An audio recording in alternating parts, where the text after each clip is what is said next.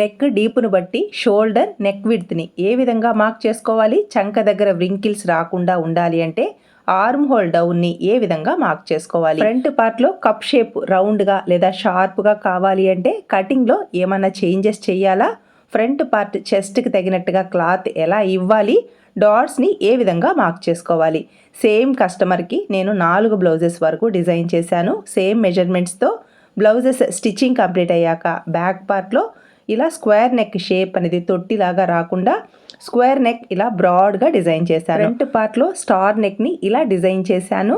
Elbow hands కానీ short హ్యాండ్స్ని కానీ మనం కట్ చేసేటప్పుడు హ్యాండ్ డౌన్ని ఏ విధంగా ఇవ్వాలి, చిన్న సైజ్ బ్లౌజెస్కి అయితే ఎలా ఇవ్వాలి, పెద్ద సైజ్ బ్లౌజెస్కి అయితే ఏ విధంగా ఇవ్వాలి, అసలు షార్ట్ హ్యాండ్స్ అంటే ఏంటి, ఎల్బో హ్యాండ్స్ అంటే ఏంటి, షార్ట్ హ్యాండ్స్కి హ్యాండ్ డౌన్ మరీ ఎక్కువ తీసుకోవాలా, తక్కువ తీసుకుంటే ఏమవుతుంది అనేది ఈ వీడియోలో క్లియర్గా ఎక్స్ప్లెయిన్ చేశాను. మీకు ఒకవేళ ఇంట్రెస్ట్ ఉంటే ఫుల్ వీడియో లింక్ మన యూట్యూబ్ ఛానల్ నేమ్ క్రింద ఉంది, చెక్ చేసుకోండి. సేమ్ మెజర్మెంట్స్తో ఇలా 4 బ్లౌజెస్ని డిజైన్ చేశాను. డిఫరెంట్ నెక్స్ని ప్లేస్ చేసి పైపింగ్ కూడా ఇన్విజిబుల్గా నార్మల్ పాదంతో హెమ్మింగ్ మెథడ్లో డిజైన్ చేశాను.